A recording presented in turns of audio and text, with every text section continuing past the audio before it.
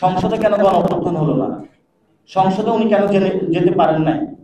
সংসদে গত 15 বছর বিরোধী দল হিসেবে কিন্তু বিএনপি ব্যর্থ। এখন বিএনপি নাকি সরকার গঠনের প্রচেষ্টা করছে। বিরোধী দল হিসেবে যে ব্যর্থ দল, তা আবার কিভাবে সরকারি দল হিসেবে সফল হবে, সেই প্রশ্নটা আমি রেখে গেলাম তাদের কাছে।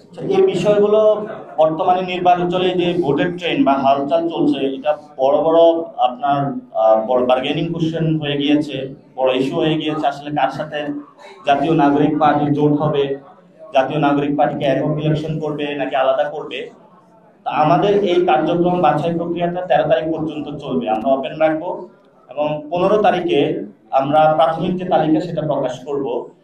আপাতত আমাদের জাতীয় নাগরিক পার্টির ইচ্ছা এবং আমাদের যে পার্টির সিদ্ধান্ত, এটা আহ্বায়ক মহোদয় পরিষ্কার করেছেন আমাদের পার্টির পক্ষ থেকে, যে আমরা 300 আসনে আমাদের প্রার্থী দিব এবং এককভাবে ইলেকশন করব।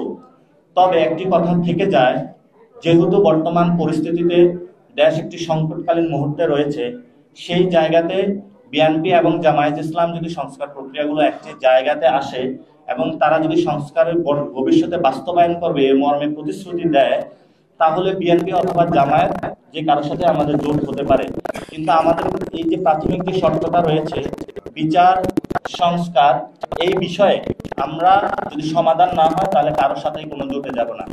আর 2024-এর পরে এর পূর্বে যে ধরনের হলো 4 দলীয় জোট, মহাজোট, এটা এবার হলো কাজ করবে না। আপনারা জানেন প্রত্যেকটা পার্টি তার নিজস্ব প্রতীকে হলো নির্বাচন করতে হবে।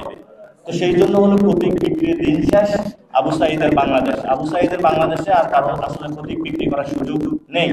এই জন্য অনেক নির্বাচনী দলের হলো মাথা গরম হয়ে গিয়েছে। আপনারা জানেন তারা এই আরপিওটা, যে সংস্কার প্রক্রিয়ার মধ্যে যে আরপিওটা এসেছে, তারা এটা পরিবর্তনের জন্য একটা প্রচেষ্টা চালিয়েছে, কিন্তু সেই প্রচেষ্টাটা তারা সফল হয় নাই। আবার তারা সরকারকে চাপ দিয়ে একটা ষড়যন্ত্রের মধ্য দিয়ে এটা পরিবর্তনের চেষ্টা চালাচ্ছে। এই জন্য আমরা যে ছোট ছোট পার্টিগুলো রয়েছে তাদের কাছেও আবেদন জানাবো যে আপনারা 1-2টা সিটের কাছে আপনাদের পুরো পার্টি অথবা জীবনের যে পরিশ্রম, জীবনের যে স্বপ্ন, সেটা বিক্রি করে দিবেন না। তো এই সিস্টেম যদি হতো তাহলে তো বাংলাদেশে কোনো মিডল বিজনেসম্যান থাকতো না, মিডল শপ ওনার থাকতো না, অথবা প্রান্তিক লেভেলের শপ ওনার থাকতো না, 1 থেকে 2টা হলো ব্যবসায়ী বা কর্পোরেট হাউস থাকতো। তো এটা তো আমরা ওইভাবে চাই না। তাহলে এটার মাধ্যমে কি হয়, দ্বিদলীয় গণতন্ত্র হয় অথবা একদলীয় গণতন্ত্র হয়। আমরা তো বহুদলীয় গণতন্ত্র চাই। বহুদলীয় গণতন্ত্রের প্রাথমিক শর্ত হলো প্রত্যেক ব্যক্তি অথবা প্রত্যেক পার্টি তার নিজস্ব প্রতীকে ইলেকশন করতে হবে।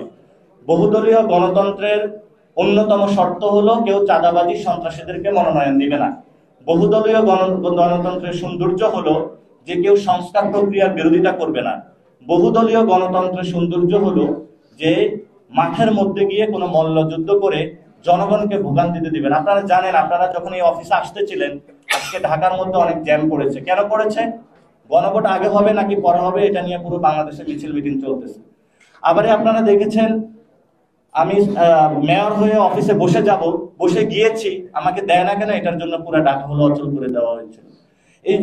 এই ধরনের অচল ঢাকা বা বাংলাদেশ আমরা নতুন বাংলাদেশে দেখতে চাই না। এই জন্য সকল পলিটিক্যাল পার্টির প্রতি আমরা আহ্বান রাখবো যে আপনারা এই ধরনের রাস্তার যে ফাইটটা রয়েছে বা রাস্তার যুদ্ধটা বন্ধ করেন। আপনাদের সামনে তো সুযোগ রয়েছে, আপনারা অফিসে আলোচনা করতে পারেন, ব্যবসা বাণিজ্য একসাথে করতে পারেন, নিজেদের ছেলে মেয়েকে একসাথে বিয়ে দিতে পারেন, বিয়ের অনুষ্ঠানে আমরা একসাথে দেখি। তারপর হলো নিজেদের যখন স্বার্থ সংশ্লিষ্ট কাজ থাকে সেখানে আপনারা একসাথে হতে পারেন। তাহলে রাষ্ট্রের যখন এই গুরুত্বপূর্ণ সম্পর্কটা আসে সেখানে আপনারা কেন একসাথে হতে পারেন না? এই জন্য তাদের হলো মন মানসিকতার পরিবর্তন করতে হবে। বাংলাদেশের যারা সিনিয়র সিটিজেন রাজনীতিবিদ রয়েছেন তাদের প্রতি আমরা সম্মান রেখে বলতে চাই যে আপনারা যে প্রক্রিয়ার মধ্যে দিয়ে যাচ্ছেন, আপনার সম্মান, আপনি যখন বাসায় যান আপনার সন্তানকে আসলে আপনাকে রাজনীতিবিদ হিসাবে সম্মান করে কিনা, এটা আপনাদের কাছে আমাদের প্রশ্ন থাকবে। আপনার বউকে আপনাকে রাজনীতিবিদ হিসাবে প্রশ্ন করে কিনা, সেই প্রশ্নটা আমাদের আপনাদের কাছে থাকবে। অর্থাৎ নিজের সম্মান যদি আপনি নিজের ঘরে না রাখতে পারেন, আমরা দেখেছিলাম অনেক রাজনীতিবিদদের যারা সন্তান, যারা আমাদের সাথে আন্দোলনে এসেছিল, তারা বলছে যে আমরা এই আপনাদের সাথে নতুন পার্টি করতে চাই। বললাম তাহলে কেন? বললো যে আমার বাবা মন্ত্রী হোক এমপি হোক তাকে আমার পছন্দ না, কারণ আমি তাকে ভিতর ঘর থেকে তাকে দেখি, যেই ধরনের মন মানসিকতা, যেই ধরনের চিন্তা, আসলে এটা আমাদের বর্তমান যে প্রজন্ম রয়েছে নতুন প্রজন্মের সাথে আসলে যায় না। এই জন্য আমরা তাদেরকে আহ্বান জানাবো যে নতুন প্রজন্ম কি চিন্তা করে এটা আপনারা বুঝতে শিখুন। যে বিএনপি যে মনোনয়নগুলো দিয়েছে আপনারা তো দেখেছেন একজন গুলিবিদ্ধ হয়েছে, আমরা এটা তীব্র নিন্দা জানাচ্ছি। এবং আপনারা দেখেছেন রোড ব্লক হয়েছে এবং রাস্তায় আগুন জ্বলেছে। আগুন জ্বলবে তো চুলায়, আগুন কেন রাস্তায় জ্বলবে? তারপরে আমরা দেখেছি রোড ব্লক হয়েছে, রোড ব্লক কেন করতে যাবে? এটা তো তাহলে যদি আপনারা ওই সময় বললেন যে আমাদের বাসার সামনে বালুর ট্রাক কেন, এখন একজন সিটিজেন যদি এসে বলে যে মনোনয়ন পান নাই বলে আমার বাসার সামনে আমার রাস্তায় আপনি কেন ব্লক দিয়েছেন, আপনি কি উত্তর দিবেন তাকে? আপনি যখন এই সংস্কৃতিগুলো জারি করবেন, আপনার বাসার সামনে একদিন হলো বালুর ট্রাক পড়ে যাবে। এই জন্য এই ধরনের মন মানসিকতা সংস্কৃতি থেকে আমাদের হলো বেরিয়ে আসতে হবে।